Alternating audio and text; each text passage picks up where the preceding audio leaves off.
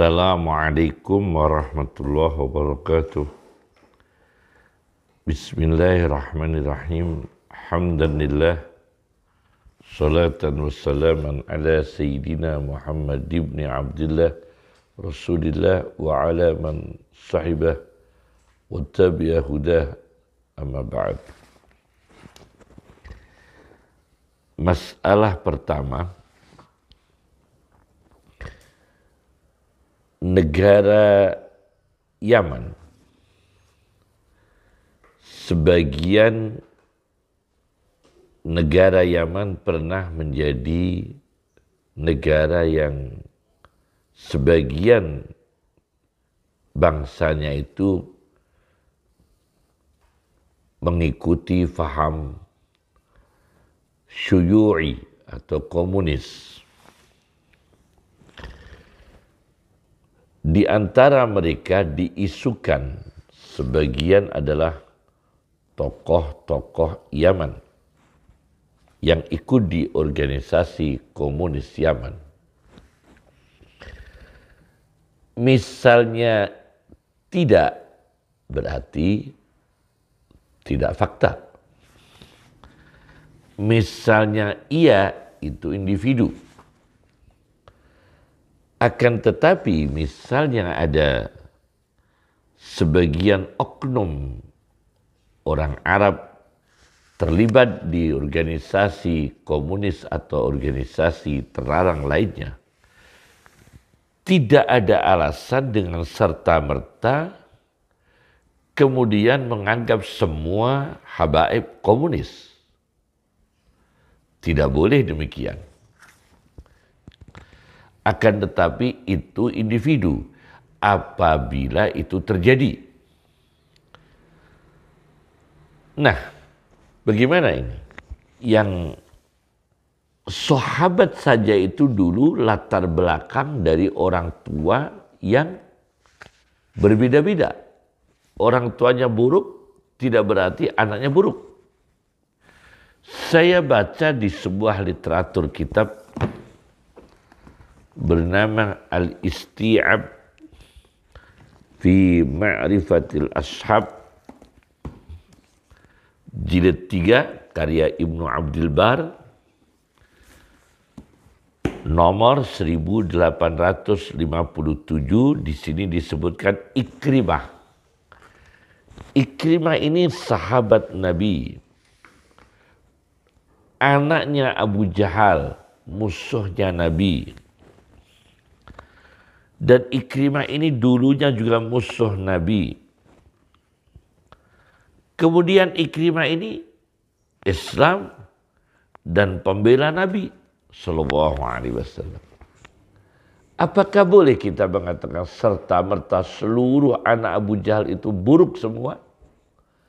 Lahir dari Abu Jahal, Ikrimah menjadi sahabat Nabi. Maka tidak boleh kita mencaci anaknya Abu Jahal yang sudah Islam menjadi orang baik. Kita caci dengan mencaci ayahnya, menyakiti anaknya. Maka Ikrimah oleh Nabi Muhammad SAW mengumumkan di hadapan para sahabat, Inna Ikrimata ya'tikum. Sesungguhnya Ikrimah akan datang kepada kamu sekalian. Fa'idha ra'aitumuhu, maka apabila kalian melihatnya, fala tasubbu abahu, maka janganlah mencaci ayahnya Ikrimah, yakni Abu Jahal. Fa inna sabbal mayyiti, maka sesungguhnya mencaci yang sudah meninggal dunia, yu'dzil hayya, menyakiti yang hidup. Kemudian di kitab Al-Isti'ab fi Ma'rifatil Ashab karya Ibnu Abdul Bar nomor 3368, Abu Lahab yang disebut dalam Al-Quran Abi Lahab punya putri Durrah binti Abi Lahab. Ini masuk Islam. Dan menjadi sahabat Nabi yang setia. Beliau meriwayatkan satu hadis dari Nabi SAW mirip yang disabdakan Nabi tentang Ikrimah tadi. Ada sabda Nabi SAW, la yu'dha hayyun bimayyitin. Tidak boleh yang masih hidup disakiti dengan yang sudah mati. Jadi kalau nenek moyang di antara orang Arab misalnya, ada yang komunis, tidak boleh kita serta-merta bahwa seluruh anak cucunya ini agen komunis. Ya seperti selain Arab juga demikian. Misalnya bangsa Indonesia. Ada sebagian bangsa Indonesia yang ikut komunis, ideologinya komunis, kemudian anaknya menjadi orang baik. Bahkan di antara anaknya mungkin ada yang hafal Al-Quran. Bahkan di antara anak orang komunis Indonesia ada yang menjadi ulama, mungkin juga. Bahkan ada yang menjadi ilmuwan yang baik. Bahkan ada yang menjadi cendekiawan Muslim. Sangat mungkin. Kita tidak boleh menganggap seluruh anaknya orang komunis di Indonesia ini buruk semua anaknya. Karena di antara mereka ada yang di jalan yang benar. Ada yang menjadi ulama mungkin, ada yang menjadi intelektual muslim mungkin, ada yang menjadi pengusaha muslim mungkin. Inilah kita harus objektif dan berpikir yang jernih. Masalah kedua, keturunan, silsilah. Saya baca di sebuah hadis di jilid 9 Tuhfatul Ahwadi, hadis Sunan Tirmidzi, nomor hadis 3270. Dengan syarah Sunan Tirmidzi Tuhfatul Ahwadi, jilid 9, halaman 147-148, karya Muhammad Abdurrahman ibn Abdurrahim. Rasulullah SAW bersabda, Innallaha, lengkapnya, ya ayyuhan nasu, wahai segenap manusia, innallaha qad azhaba ankum ubayyatal jahiliyah.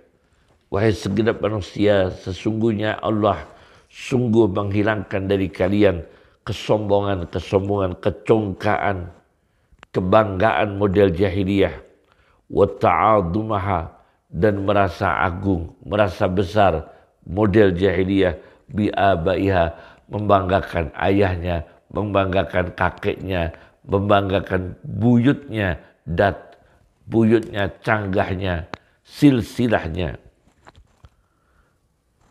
Allah menghilangkan kesombongan itu. Tidak boleh ada lagi. Yang penting, fannasu rajulani, manusia itu ada dua macam laki-laki. Dua macam. Rajulun barrun taqiyun karimun Allah. Laki-laki atau manusia baik, takwa, mulia di sisi Allah. Wa fajirun syaqiyun hayyinun Allah. Durhaka, sengsara, hina di sisi Allah. Ini jelas. Tidak boleh membanggakan diri. Bukan hanya orang Arab. Orang Jawa pun tidak boleh membanggakan nasabnya. Kalau orang Arab tidak boleh bangga nasab, membanggakan silsilahnya, kita orang Jawa pun tidak boleh, sama. Orang Arab, baik habaib atau bukan habaib, jangan menyombongkan nasabnya, jangan menyombongkan silsilahnya. Arab, habaib atau bukan habaib, kita bangsa Indonesia, kita suku Jawa, kita suku Madura, kita suku lainnya, tidak boleh kita menyombongkan kesukuan kita, menyombongkan bangga diri apalagi dengan menyakiti yang lain, tidak boleh, sama. Menyombongkan silsilah kita keturunan Eyang siapa, kita keturunan Sunan siapa, kita keturunan Habib siapa, sama-sama tidak boleh menyombongkan diri, membanggakan diri. Itu larangan Nabi Muhammad SAW. Bukan hanya habaib, bukan hanya orang Nusantara. Masalah ketiga.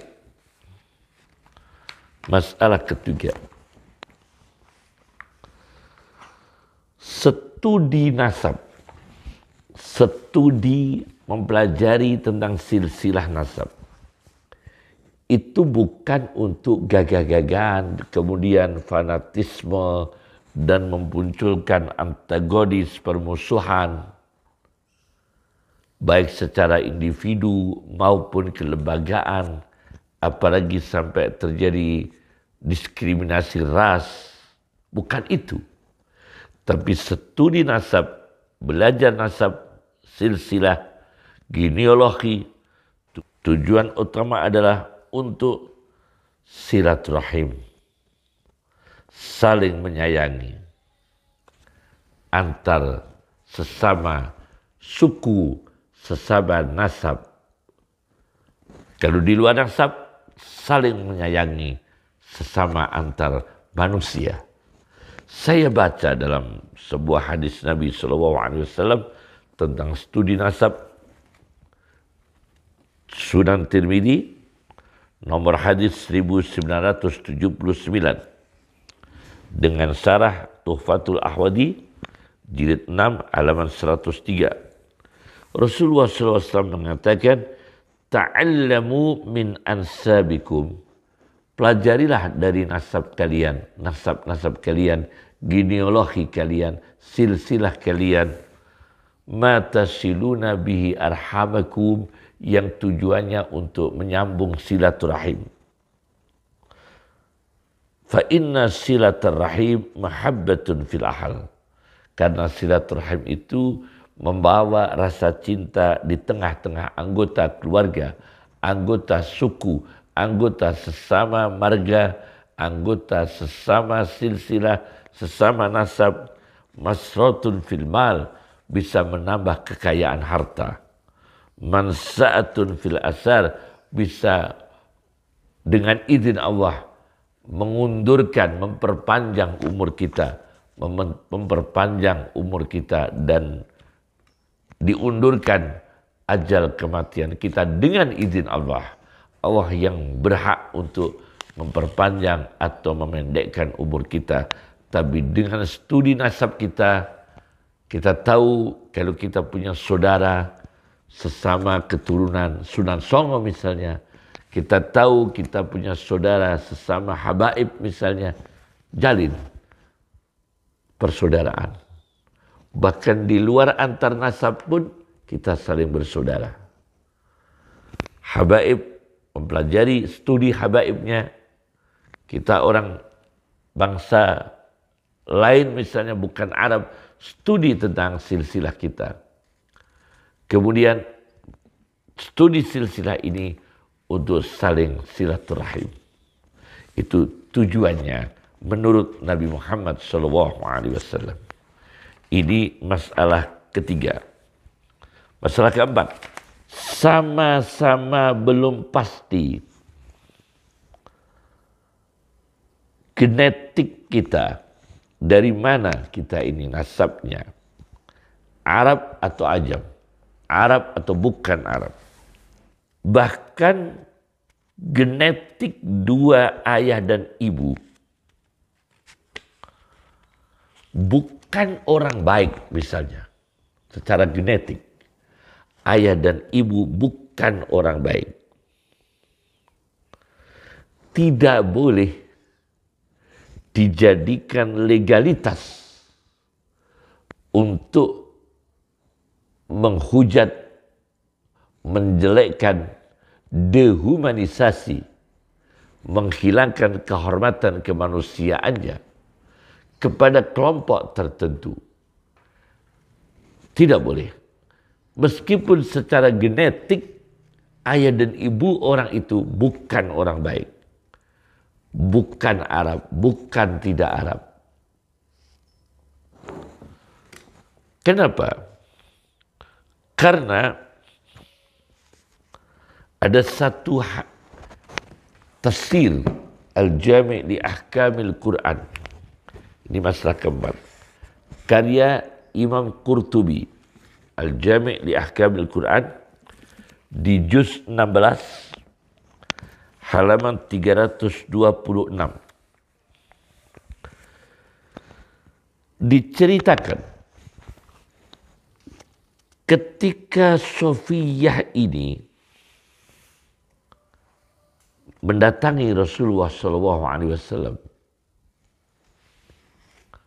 untuk melaporkan tentang sebagian orang menjelek-jelekkan Sofiyah, padahal sudah menjadi istri Nabi Muhammad SAW. Masih dijelek-jelekkan. Padahal Sofiyah ini sudah menjadi istri Nabi Muhammad SAW. Di dalam tafsir Qurtubi, Al-Jami' li Ahkamil Quran, juz 16, halaman 326. Terbitan Darul Fikr. Kata Sofiyah, ya Rasulullah, innan nisa'a yu'ayyirnani. Sesungguhnya kaum wanita menjelek-jelekkan saya. Menjelek-jelekkan saya, mencela saya. Wa yaqulna li, dan mereka berkata kepada saya, ya Yahudiyah, wahai Sofiyah, Yahudi, perempuan Yahudi, binta Yahudiyah ini, putrinya ayah dan ibu yang Yahudi. Bayangkan. Secara genetik, Sofiyah ini ayah ibunya Yahudi. Dijelek-jelekkan. Jelas Yahudi ini ayah ibunya. Apa kata Rasulullah SAW? Karena genetik yang bagian awal itu bukan orang baik, tetapi atas-atasnya juga banyak orang baik. Apa kata Rasulullah? Halla qulti, bukankah engkau berkata Sofiyah? Bukankah engkau menjawab ejekan mereka kaum wanita? Inna Abi Harun, sesungguhnya ayahku yang dulu ada yang bernama Nabi Harun. Wa inna ammi Musa, dan sesungguhnya pamanku Musa. Karena Sofiyah ini keturunan Nabi Harun. Berarti keponakan Musa. Wa inna zauji Muhammad, dan sesungguhnya suamiku adalah Muhammad sallallahu alaihi wasallam. Maka tidak boleh kemudian ada orang habaib misalnya atau orang Indonesia yang mungkin ya secara individu terlibat di agen organisasi terlarang, misalnya ada orang Arab, mungkin agen Yahudi, mungkin agen komunis, tapi tidak boleh kita mengklaim orang Indonesia pendukung komunis, orang Jawa pendukung Yahudi, habaib pendukung Yahudi, habaib pendukung komunis. Tidak boleh demikian. Banyak sekali para habaib yang berjuang di Palestina, membela umat Islam Palestina, mati-matian menghadapi Yahudi. Banyak sekali para habaib yang korban komunis, korban kebiadaban komunis, melawan komunis. Begitu juga orang Indonesia, orang Jawa. Banyak sekali yang melawan komunis, korban komunis. Bahkan mungkin keluarganya komunis, ayahnya komunis, anaknya anti komunis. Sangat mungkin bangsa Indonesia. Nah, jelas sudah ya. Ini masalah keempat. Masalah kelima. Tidak boleh menjelek-jelekkan nasab. Menjelek-jelekkan nasab. Saya baca dalam hadis Muslim dengan syarahnya Al-Bahrul Muhit. Ini syarah orang Ethiopia. Karya Syekh Muhammad ibn Ali ibn Adam, Ethiopia. Al-Bahrul Muhit. Syarah Sahih Muslim. Di jilid 2, halaman 458 dengan nomor hadis 234. Rasulullah SAW mengatakan, isnatani finnas huma bihim kufrun. Ada dua perkara di tengah manusia. Perkara itu bisa membawa kekufuran, pengingkaran nikmat, pengingkaran kehormatan orang lain, pengingkaran terhadap silsilah. Bagaimana? At-ta'nu fin nasab, menjelek-jelekan nasab. Satu. Wan niyahatu 'alal mayyit, meratapi mayit dan tidak berkata santun di hadapan takdir Allah Subhanahu wa ta'ala. Ini bisa membawa kekufuran, bisa membawa pengingkaran terhadap qada dan takdir Allah, pengingkaran terhadap nikmat-nikmat Allah. At-ta'nu fin nasab, menjelek-jelekkan, mencela nasab, silsilah, genealogi, kelompok tertentu, tidak boleh. Nasab orang Arab menjelek-jelekkan yang lain, tidak boleh. Lainnya Arab menjelek-jelekkan nasabnya orang Arab, tidak boleh, sama saja. Bagaimana? Dalam sarahnya kata beliau menukil satu hadis Nabi SAW di halaman 464. Beliau menukil, la yada'anna rijalun fakhrahum bi aqwam. Sungguh orang-orang laki-laki segera meninggalkan kesombongannya dengan etnis mereka, kesombongannya dengan golongan mereka, kesombongannya dengan kesukuan mereka. Innama hum fahmun min fahmi jahannam.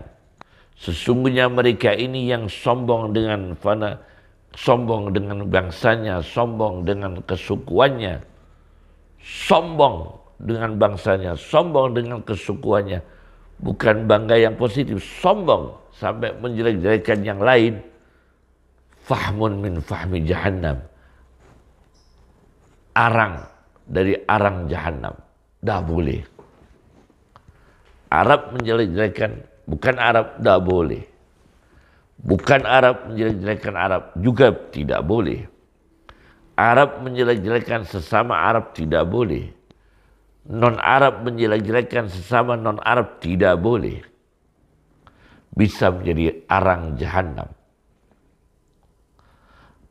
Aw la yakununna ahwana 'ala Allah minal ju'lan, atau mereka akan menjadi lebih hina di sisi Allah daripada kewawung, binatang kewawung, allati tadfa'u bi anfiha annatna, yang saudara kalau mencium bau wawung ini, busuknya saudara menutup hidung untuk menolak bau yang tidak sedap dari kewawung itu.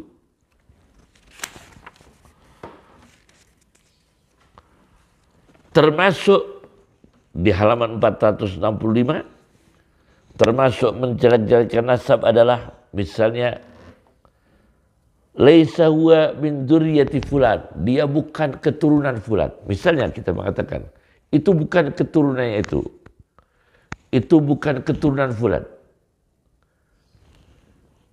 Misalnya dia nyatanya keturunan fulan, berarti kita fitnah. Misalnya tidak keturunan fulan, kita mengatakan dia bukan. Tidak ada manfaat apa-apa, akhirnya hanya menyakiti. Hanya menyakiti. Li'annahu hujumun 'alal ghaib, karena kita menubruk hal-hal yang misteri. Wa dukhulun fima la ya'ni, dan kita masuk pada pembahasan yang tidak ada faedahnya. Wa tahqirun lil muslim, dan meremehkan sesama muslim. Wa kasru qalbihi, dan memecah-mecah hatinya sesama muslim. Bi idkhalil 'ari alaih, dengan memasukkan aib pada hati pada orang sesama muslim. masukkan aib terhadap sesama muslim. Tidak ada faedahnya. Masalah ke-6. Hati-hati. Memang memaksakan nasab silsilah itu juga tidak boleh. Mudah terjadi kesalahan. Sehebat-hebatnya data kita, jangankan kita yang tidak terbiasa studi sejarah. Kalau dalam dunia ilmu mustalahul hadis itu ada mempelajari tentang yang disebut dengan patologi hadis, mempelajari penyakit-penyakit di sekitar hadis, di antaranya rawi-rawi yang cacat, disebut dengan studi al-jarhu wa ta'dil. Bisa dipelajari dalam kitab-kitabnya Ibnu Hajar Al-Asqalani, bisa dipelajari studi kitabnya Ad-Dahabi, bisa dipelajari di kitabnya Ibnu Adi Al-Kamil fi Du'afa'i Rijal. Kemudian Du'afa'i Rijal, karya tentang Du'afa'u Rijal, karya Al-Uqaili fi Du'afa'i Rijal. Kemudian Mizanul I'tidal, karya Ad-Dahabi. Kemudian Tahdibut Tahdib, karya Ibnu Hajar Al-Asqalani. Kemudian Tahdibul Kamal lil Mizzi. Itu studi-studi sumber-sumber sejarah yang melibatkan para rawi. Ada yang cacat, ada yang valid, ada yang tidak valid. Ada lagi As-Siqat, karya Ibnu Hibban. Nah, itu ada terjadi. Ini rawi menurut ulama ini terpercaya. Menurut ulama ini tidak dipercaya. Menurut ini bisa valid. Menurut ini tidak valid. Jadi penilai saja di kalangan ilmuwan beda-beda. Apalagi tentang nasab. Oleh karena itu, nasab itu jangan dipaksakan siapapun. Arab atau bukan Arab, bukan hanya Arab. Bukan Arab pun jangan memaksakan diri. Arab juga jangan memaksakan diri, bukan Arab juga jangan memaksakan diri. Karena apa? Faedahnya apa nanti? Untuk bangga-banggaan, untuk sombong-sombongan. Saya baca dalam sebuah kitab At-Tabaqatul Kubra Ibnu Sa'din. Ini kitab At-Tabaqatul Kubra Ibnu Sa'din. Di jilid 1 halaman 56. Rasulullah Shallallahu Alaihi Wasallam disebutkan di sini bersabda, kadzaban nassabun, mudah dusta, mudah terjadi kebohongan, orang-orang yang memaksakan diri tentang silsilah nasab. Ini kadzaban nassabun diulangi dalam beberapa riwayat oleh Ibnu Sa'din. 1, 2, paling tidak saya temukan ada 2. Ya, ada 2. Ini tentang nasab. Kemudian beliau mengungkap hadis Nabi, kadzaban nassabun, mudah terjadi kebohongan orang-orang yang memaksakan nasab. Kalau saudara meragukan nasabnya orang Jawa, apakah Arab pasti sahih, pasti valid? Kalau saudara meragukan nasabnya orang Arab, apakah nasab kita yang di Jawa ini juga pasti benar? Kan belum tentu. Sama-sama belum tentunya. Sama-sama belum tentunya. Cuma kita klaim nasab kita benar. Sana pun juga demikian, mengklaim nasabnya benar. Sama-sama kan. Tidak ada faedahnya untuk bermusuhan. Ini masalah ke-6. Masalah ke-7. Bagaimana menetapkan nasab dengan melalui DNA. atau yang disebut dengan basmah wirasiyah, yaitu sidik jari DNA berkaitan dengan genetik manusia. Ini masalah ketujuh. Saya baca dalam sebuah kitab Al-Mawsu'ah At-Tibbiyah Al-Fiqhiyah, ensiklopedi kedokteran yang berkaitan dengan fikih, karya Dr. Ahmad Muhammad Kan'an. Ini kitab tebal khusus berkaitan fikih hukum Islam yang berkaitan dengan kedokteran. Di antaranya tentang DNA. Di sini di halaman 126 beliau menjelaskan bahwa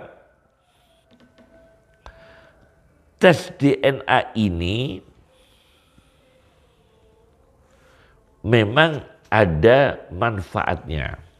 Laqad sabata ilmiyan wa amaliyan, sungguh telah tetap secara ilmiah dan praktek realitasnya, anna lil basmatil wirasiyah, sesungguhnya tes DNA fawaida, banyak faidah, wa tadbiqatin amaliyah, dan banyak penerapan aplikatif secara konkret, real, kasirah, jiddan, yang banyak sekali.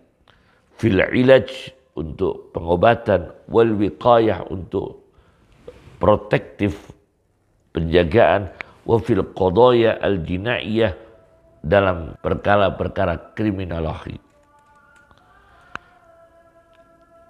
untuk menetapkan nasab bainal walad wa walideh, antara anak dan ayah ibunya, wa isbatin nasab fi hawadisi zina wal ikhtisab, untuk menetapkan nasab, yaitu kasus-kasus perzinaan di luar nikah dan ikhtisab, perampasan. Nah, perampasan anak, bagaimana ini? Akan tetapi kata beliau, wa yajibu alal jihad al-mukhtassah man'uh. Ini pakar hukum yang internasional. Wa yajibu alal jihad al-mukhtassah man'uh, dan wajib dalam arah-arah tertentu untuk dilarang menggunakan DNA. Lianna fi dhalikal man'i himayah li a'radin nas, karena mencegah tidak pakai DNA itu untuk melindungi kehormatan manusia. Wasaunan li ansabihim, dan justru untuk menjaga nasab yang sudah ditetapkan, sudah diakui oleh manusia itu. Misalnya kasus waris. Kasus waris ini sudah ada sertifikatnya, sudah diketahui itu anak keturunannya, masyhur cucunya, masyhur itu cicitnya. Kemudian diributkan, di DNA-kan. Bagaimana kalau di DNA-kan cucunya, cicitnya terkait sengketa tanah? Dan ini berbahaya sekali.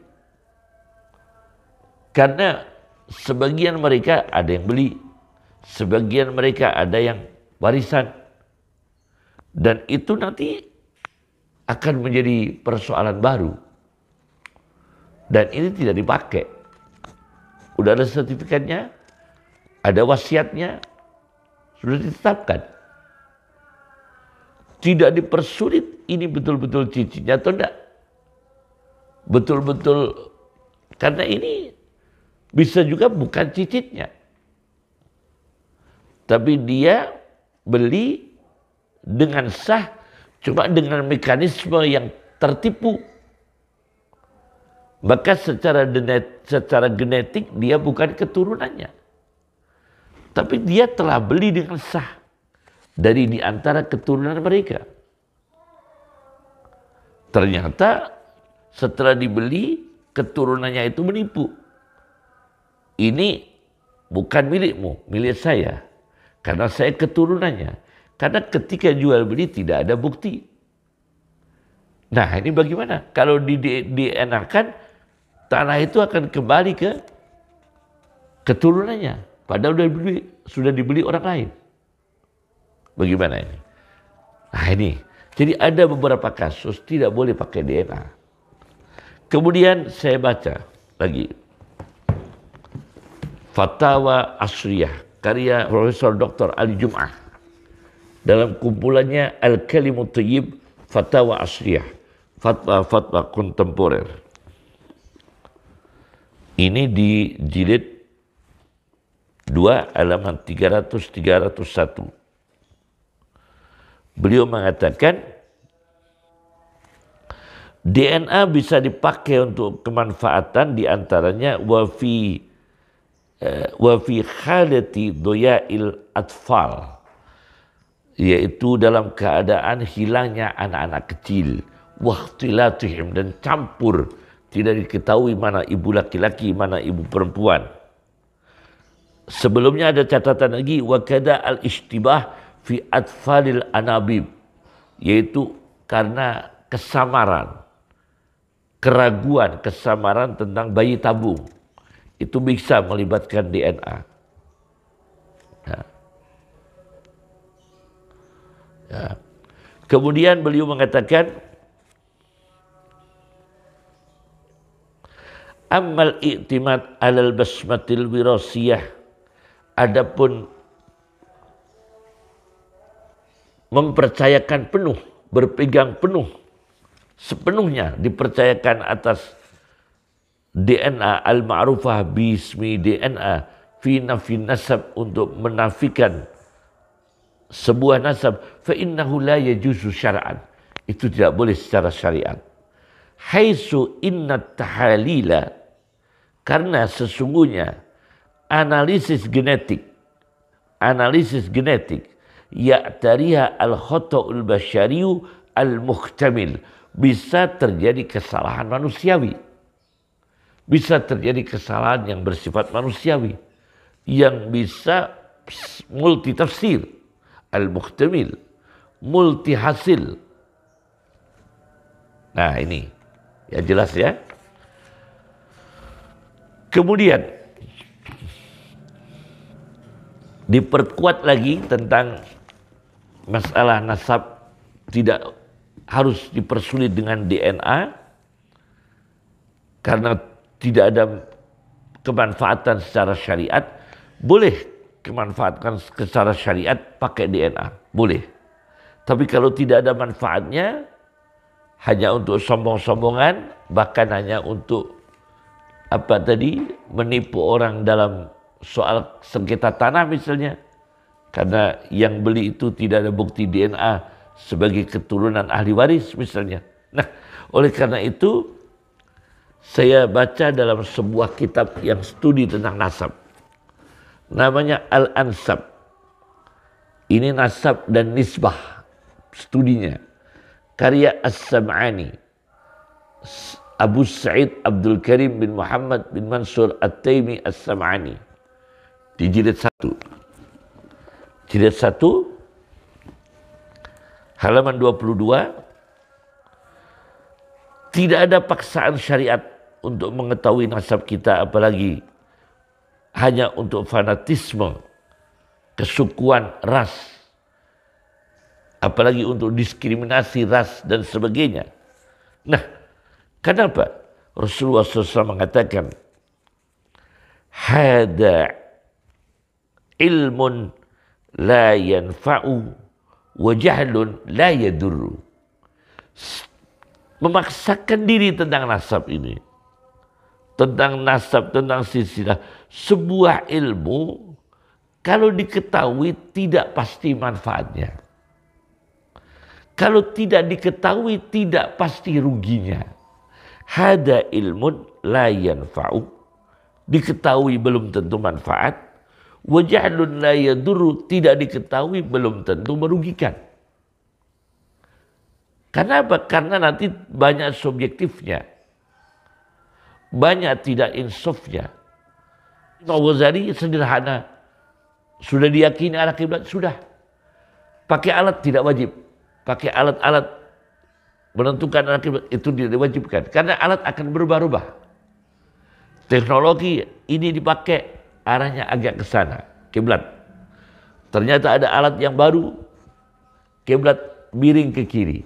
Ada teknologi yang baru, kiblatnya agak miring dikit ke kanan. Bagaimana ini? Maka Al-Ghazali tidak mewajibkan pakai alat teknologi di dalam kitab Ihya Ulumuddinnya. Meskipun sudah berkembang ilmu falak, ilmu astronomi pada waktu itu. Bisa dibaca di kitab Ihya Ulumuddin. Kemudian mengaku dirinya nasab. Tetapi intervensi nasab orang lain itu juga jangan. Buat apa itu? Misalnya orang lain mengaku nasabnya A. Kita punya pengakuan nasabnya B. Ya urusannya sendiri-sendiri. Jangan bermusuhan. Apa gunanya? Kita sendiri ini kena hukum. Jangan mengaku-ngaku nasab yang bukan nasab kita. Semua kita menghakimi diri kita sendiri masing-masing. Para habaib harus sejujur-jujurnya tentang nasab. Kalau bukan nasab Nabi, jangan dipaksakan nasab Nabi. Kita orang yang bukan habaib, kita bukan orang Arab misalnya, ya jangan paksakan diri. Memaksakan kita sebagai keturunan Sunan Songo. Memaksakan kita ini sebagai keturunan wali ini, keturunan wali ini. Tidak boleh. Habaib pun juga tidak boleh, kita pun yang bukan habaib juga tidak boleh. Memaksakan nasab yang kita tahu bahwa itu tidak semua valid, kita paksakan. Ini dilarang oleh Nabi Muhammad SAW. Saya baca dalam kitab Sahihul Bukhari. Hadis nomor 6766. Rasulullah SAW mengatakan, "Manidda'a ila ghairi abihi", barang siapa yang mengaku-ngaku pada selain ayahnya yang sebenarnya, wa huwa ya'lamu annahu ghairu abih, dan dia tahu dengan sengaja bahwa itu bukan ayahnya, fal jannatu alaihi haram, maka surga haram baginya. Jelas. Kemudian dikuatkan lagi oleh Profesor Dr. Yusuf Al-Qardawi di dalam ensiklopedik karya-karyanya Mausu'ah Al-A'mal Al-Kamilah, karya Yusuf Qardawi, jilid 46. Jilid 46. Mausu'ah Al-A'mal Al-Kamilah, karya Yusuf Qardawi, jilid 46. Di halaman 55.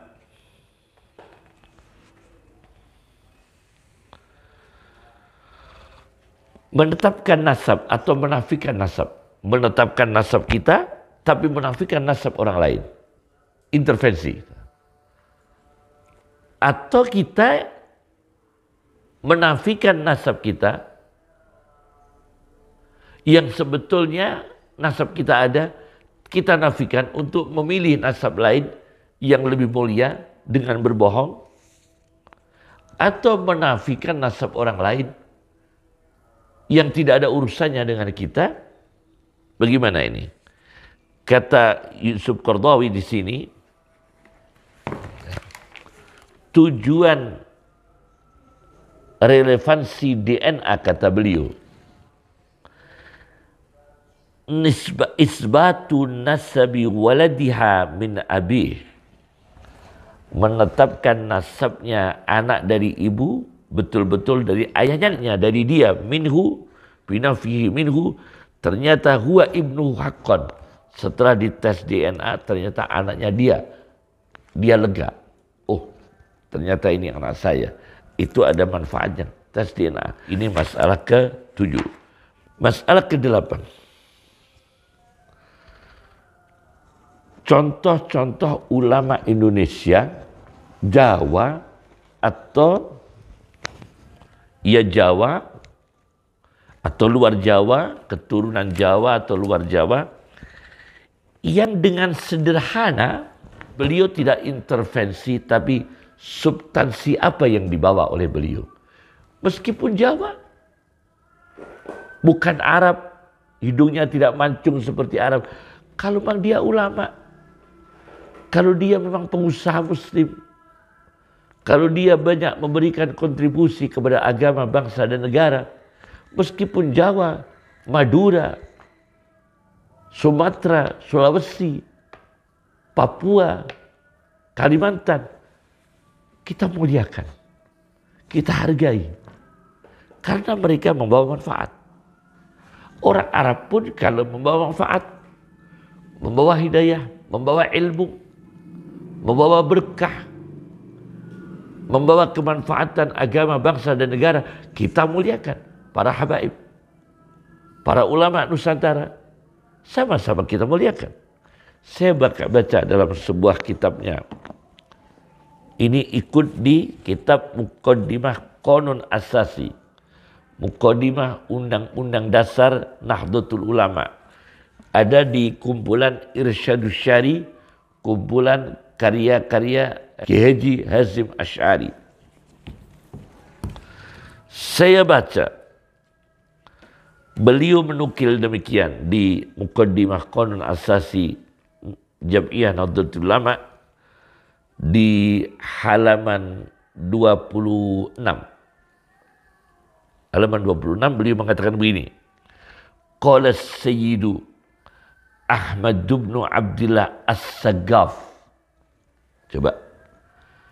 Berkatalah Sayyid Ahmad bin Abdillah As-Saggaf, orang Indonesia As-Saggaf, rahimahullah ta'ala, semoga Allah merahmatinya. Innaha ar-rabitah, sesungguhnya keorganisasian, yakni Nahdlatul Ulama yang dibangun oleh para masyayikh yang ikhlas, para ulama ahli sunnah wal jamaah yang sangat ikhlas. Qad sata'at basyairuha, telah bersinar, sungguh-sungguh bersinar hasil-hasil yang menggembirakan, visi misi yang menggembirakan. Wajtama'ad dawairuha, dan telah terhimpun, menyatu lingkaran-lingkaran manfaat dari ikatan Jam'iyah Nahdlatul Ulama. Fa'aina tadhhabuna anha, maka kemana kalian pergi dari ikatan organisasi Ahli Sunnah wal Jamaah Nahdlatul Ulama? Ayyuhal mu'ridun, wahai orang-orang yang berpaling. Nah, ini beliau memotivasi, ikut berkontribusi Nahdlatul Ulama, berkembangnya Nahdlatul Ulama untuk menghidupkan, melestarikan ajaran Ahli Sunnah wal Jamaah dan berkontribusi manfaat untuk agama, bangsa dan negara. Satu. Yang kedua, ulama besar keturunan Indonesia, Padang, Asy-Syaikh Musnidud Dunya, pakar sanad dunia, Alamuddin, bukan Ilmuddin ya gelarnya, Alamuddin, benderanya agama. Guru ayah saya, sahabat ayah saya, bagikan orang tua ayah saya. Ayah saya Kiai Haji Mansur Khalil, ibu saya Muzayyana, saudara kandungnya Kiai Haji Sahal Mahfud, Rais Am NU. Nah, di kitab Arba'una Hadisan, 40 hadis, An Arba'ina Syaikhan, dari 40 guru, Min Arba'ina Baladan, dari 40 negeri dan kota. Beliau menetapkan beberapa hadis yang beliau terima dari para habaib. Misalnya di hadis nomor 33. Beliau menerima dari As-Sayyid Husain bin Muhammad bin Umar bin Aqil bin Abdullah bin Aqil Al-Munawwar dari Habaib. Beliau terima dan beliau tetapkan. Kemudian guru beliau ini menerima dari As-Sayyid Syekh bin Ahmad bin Abdullah Bafaqih, Muhaddis Surabaya, ahli hadisnya Surabaya. Ini di hadis nomor 33. Kemudian di hadis nomor 13, tidak saya urutkan ya. Tidak urut ya. Hadis nomor 13 misalnya. Beliau terima hadis dari As-Sayyid Abdullah bin Tahir bin Abdullah bin Toha Al-Haddad Asy-Syahir bil Haddar dari Hadramaut.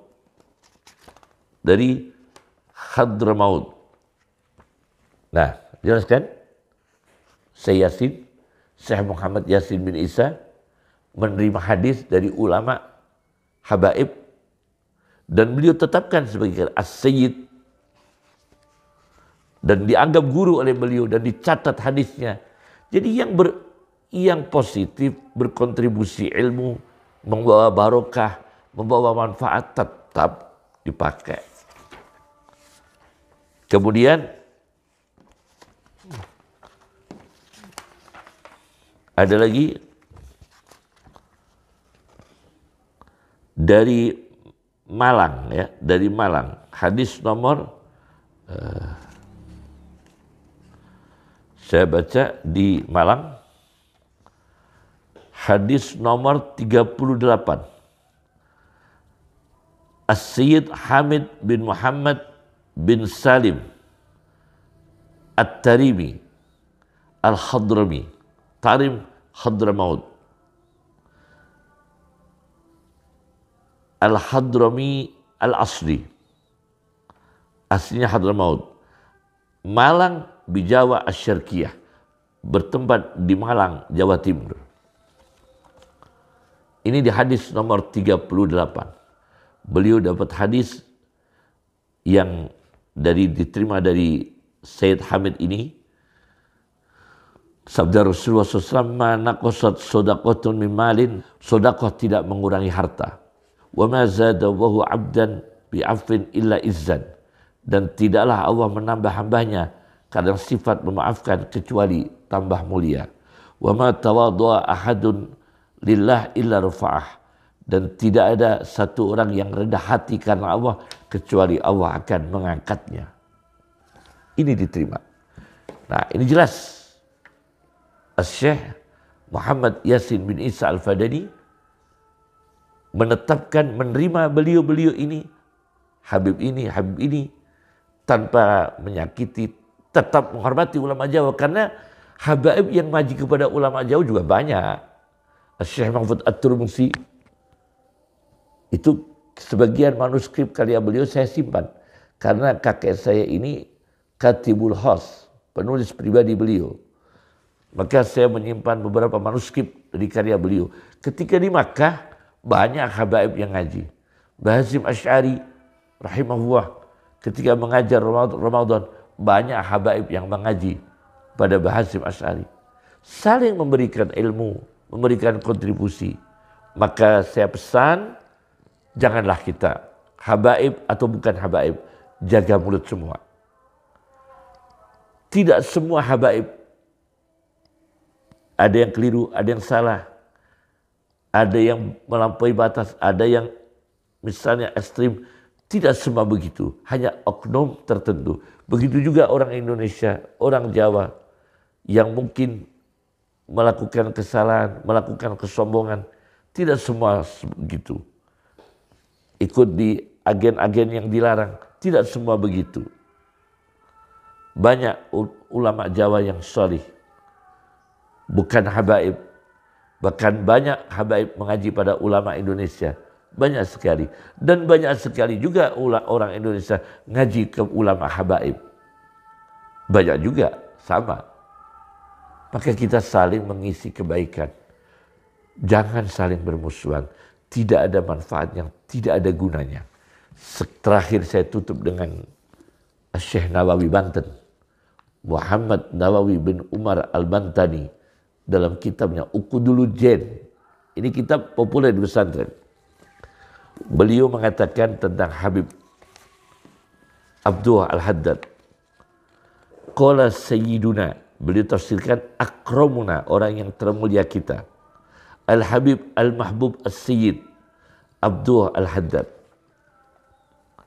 Beliau mengatakan, fastilahu ba'dil bilad, maka terminologi sebagian warga di berbagai negara, anna zurriyata Rasulullah SAW idha kana zakaran, apabila keturunan Nabi itu laki-laki, yuqalu lahu Habib, dikatakan Habib. Wa in kanat unsa, dan apabila keturunan Nabi itu perempuan di sebagian negara, yuqalu laha Hubabah, dikatakan Hubabah. Ini diakui oleh Syekh Muhammad Nawawi bin Umar Al-Bantani. Maka kita sekarang memulailah dengan ukhuwah Islamiyah. Jangan sedihkan Rasulullah SAW dengan permusuhan antara sesama muslim. Para habaib atau bukan habaib, saya berpesan, jaga lidah kita, jaga mata kita, jaga telinga kita, jaga tangan kita, dan iffah seluruh organ kita. Tidak menjelekkan, tidak berbohong, tidak menghujat sana sini. Sudahlah, kita bangun negara kita yang tercinta ini, Indonesia, dengan apa yang kita bisa, kontribusi yang diridhoi Allah Subhanahu wa Ta'ala. Baik habaib atau bukan habaib, ulama Nusantara, ulama habaib, para habaib, para muhibbin ulama, para muhibbin ulama habaib, para muhibbin ulama Nusantara, saling berbau, gotong royong, tolong menolong, bantu untuk bagaimana cita-cita Rasulullah SAW bisa terpenuhi dan diridhoi Allah Subhanahu wa Ta'ala. Yakni cita-cita yang diinginkan Nabi adalah kita rukun, kita bersatu, kita ukhuwah. Cukup. Assalamualaikum warahmatullahi wabarakatuh.